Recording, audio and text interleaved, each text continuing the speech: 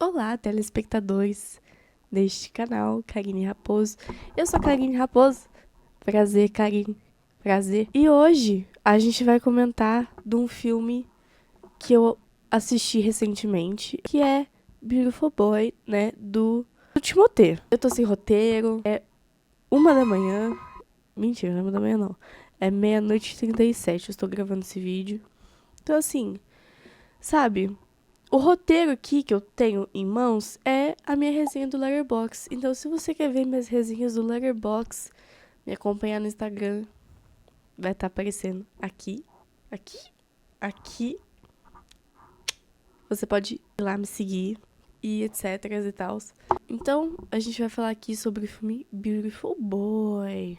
Eu não vou falar sobre técnicas do filme, porque eu não quero focar nisso. Beautiful Boy é um filme que me pegou tanto que eu fiquei... Depois que eu assisti o filme, eu fiquei tão sem palavras em relação a esse filme que eu não consegui falar, tipo, na minha resenha das qualidades técnicas do filme.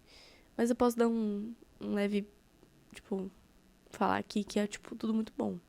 A atuação é muito boa, as filmagens são muito boas, a cor do filme é muito bonita. Tipo assim, ele é muito bem gravado.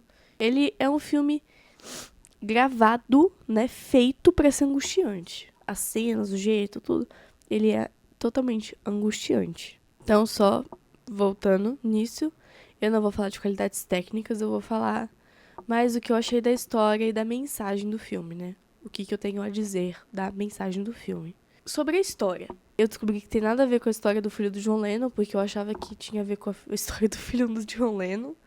Porque, pra quem não sabe, a música Beautiful Boy foi feita pro filho do John Lennon, o Sean. Ele fala no final, né? Darling Sean, night shot, see in the morning. Entendeu? Tem essa parte que ele fala do filho dele. Ele fez essa música pro filho dele, né? O John Lennon fez a música pro filho dele. E eu achava que o filme ia ser sobre o John Lennon e o filho dele, mas eu descobri que não é.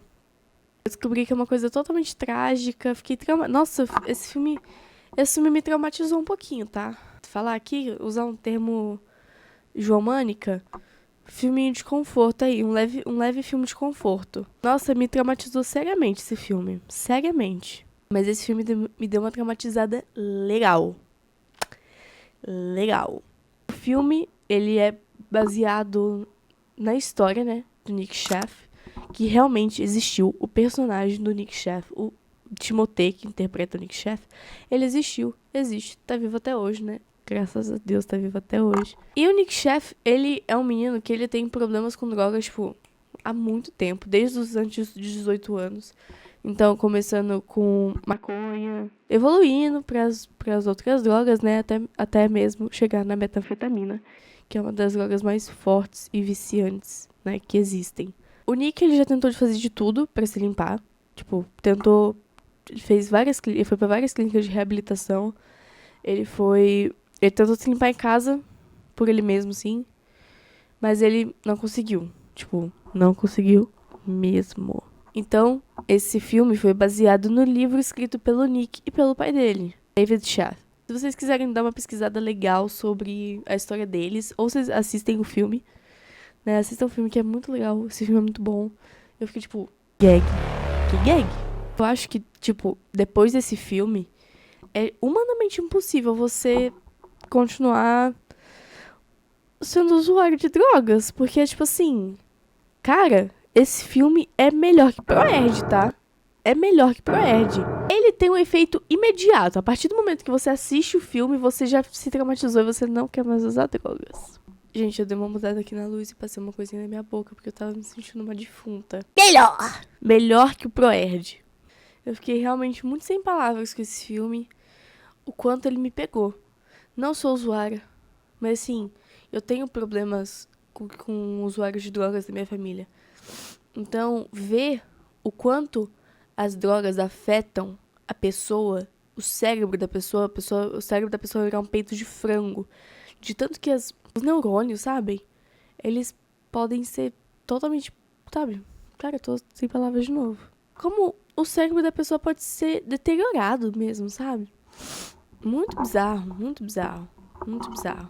E o que mais me pegou nesse filme foram as recaídas que o Nick teve ao longo do filme.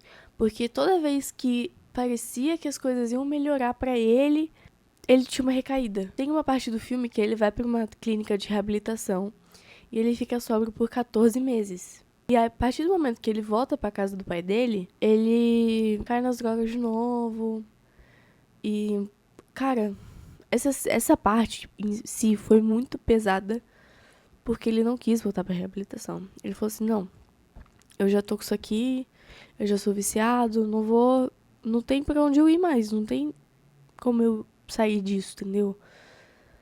É muito bizarro, é muito complicado. E eu acho que o que piora essa situação é a atuação do Timothée, porque ele consegue trazer, entendeu? Essa coisa. Claro que nunca vai ser como um usuário de verdade, né? Uma pessoa usuária. Nunca vai ser aquela perfeição, só que ele te aproxima tanto dessa realidade que você fica desconfortável realmente. Você consegue sentir na pele do pai do Nick o que ele sente. Esse desconforto, essa pena mesmo. É uma coisa, o vício em drogas é uma coisa que é uma doença. Não é um viciozinho. Vícios são doenças. Seja o vício em álcool, o vício em apostas, o vício em drogas, são todos doenças. São todas doenças. A pessoa pode fazer quantos meses de reabilitação ela quiser. Ela tem uma chance muito grande de cair de novo e ter recaídas e usar de novo, deixar o processo, voltar ao processo do zero, entendeu? Apesar de você estar lutando contra aquilo, é muito difícil você ganhar. Porque é você, a sua razão, lutando contra o seu cérebro, o seu subconsciente de querer usar. Então é, tipo, meio bizarro. E além disso, né, como eu falei que o vício de drogas é uma doença e eles deixam isso muito explícito durante o filme, e eles deixam também muito claro que o vício em drogas pode não ser culpa dos pais. Quando a pessoa tem uma família estruturada, que não é uma família disfuncional, geralmente não é culpa dos pais que o filho cai nas drogas. Provavelmente por causa de influências que ele tem no meio dele. Seja o âmbito de escola, faculdade. Eu acho muito bizarro. Muitos adolescentes da minha idade, tipo entre os 15 até os 17 anos, na minha escola, eles fumam maconha, eles usam, entendeu? Mesmo. Além de fumar vape, etc, beber, tal.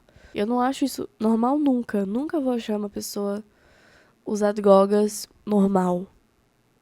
A única coisa, assim, que eu acharia, que eu acho normal, né? Não que eu acharia, que eu acho normal é a pessoa usar para fins medicinais.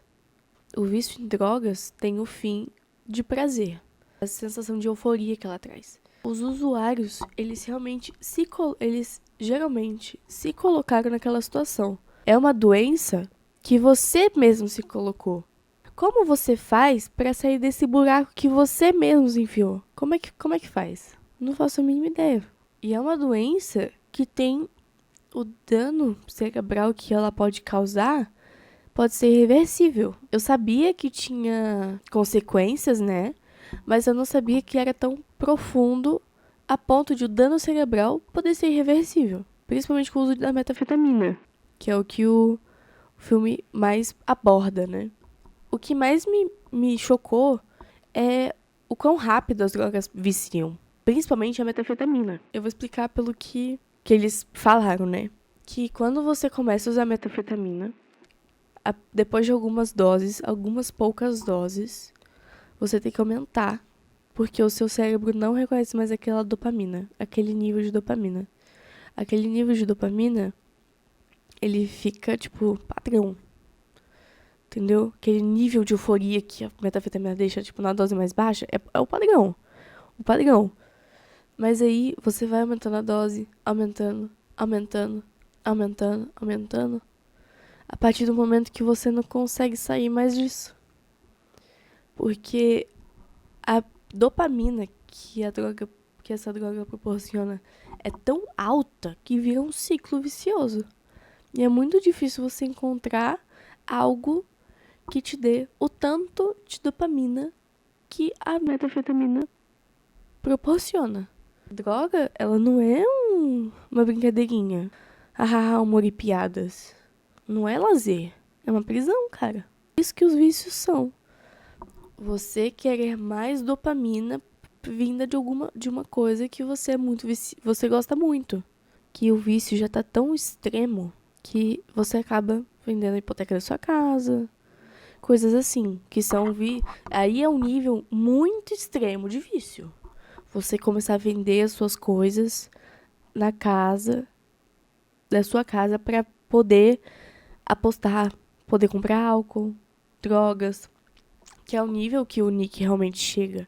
E, além disso tudo, a droga deixa um vazio muito bizarro na pessoa que usa.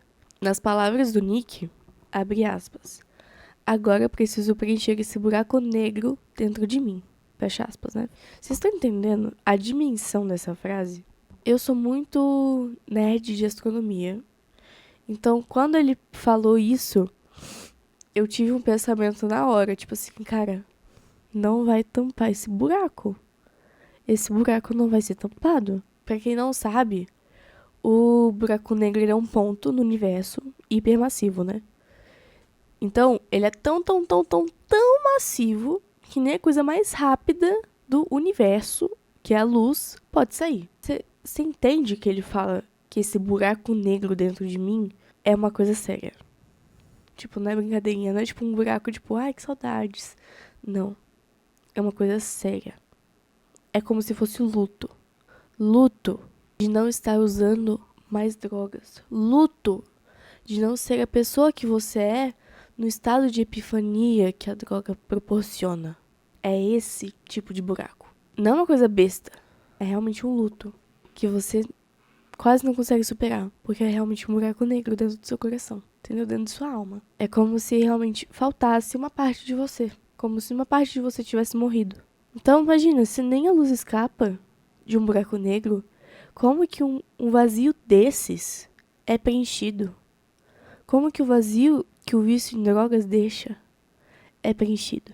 Aí fica a reflexão do filme. Momento com spoilers aqui agora, tá? É muito chocante ver que a pessoa só se conscientiza de algo quando o pior acontece com ela. O Nick, ele teve uma overdose. E nessa primeira overdose, ele foi encontrado no chão do banheiro de um restaurante. De um restaurante que ele ia com o pai dele quando pequeno. E ele foi encontrado lá porque ele teve overdose de metanfetamina. E aí, a partir desse momento, ele decide entrar pra reabilitação, tipo, fazer séria reabilitação e tentar se limpar. Tanto que ele fica limpo por 14 meses. Só que aí ele vai pras drogas de novo e piora. Piora porque nesse dia que ele vai pras drogas, que ele volta, né? Ele tem a recaída. Ele reencontra a namorada dele da faculdade. Porque o Nick, ele se formou na faculdade. Ele tinha parado de fazer faculdade, ele tinha desistido. E depois que ele fez a primeira reabilitação de todas, tipo, começou, ele falou, não, quero ir pra faculdade. Eu acho que eu consigo ficar limpo lá na faculdade. E ele realmente ficou. Até ele conhecer essa menina. E no dia que ele conheceu os pais dela, ele viu umas pílulas lá. Não sei especificamente o que era, mas ele viu umas pílulas lá. E ele se drogou. Aí ele voltou a ter esse vício. E essa menina tinha esse vício também. Então, pro final do filme, ele reencontra essa menina. E nessa, eles desaparecem juntos, né? O pai do Nick não sabe onde ele tá, a mãe dele não sabe onde ele tá. Então, todo mundo fica, tipo, muito desesperado procurando ele. Tanto que o pai dele vai em vários jornais grandes, tipo Times, Rolling Stone, pra saber o que realmente esse vício causa no cérebro da pessoa. Então, no final do filme, o que acontece? O Nick invade a casa do pai dele pra pegar dinheiro, né? Procurando dinheiro pra comprar mais drogas com a menina. E eles fogem. Nessa que eles fogem, a menina tem uma overdose. Ele tava tentando reanimar a menina, tipo, como se fosse alguma coisa normal. Ele fazendo massagem cardíaca, tentando reanimar a menina. Aí ele chama a ambulância, a menina vai pro hospital, ela não quer ir pro hospital, mas ela acaba indo à força pra tentar ser tratada. E ela acaba morrendo. Nessa que ela acaba morrendo, ele se toca. Ele fala, não quero ver mais isso. Eu já tive uma overdose. Imagina, eu podia ter morrido, eu quase morri. Imagina eu morrer, eu perder toda a minha vida por causa disso. Por causa de um prazer momentâneo que a droga proporciona. Aí ele liga pro pai dele e vai pra um centro médico especializado em casos de vício de metanfetamina. Porque, pra quem não sabe, a metanfetamina é tipo uma das drogas mais difíceis de se limpar.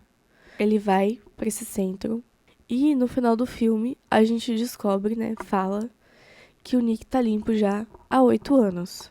A partir tipo, do momento que o filme foi feito.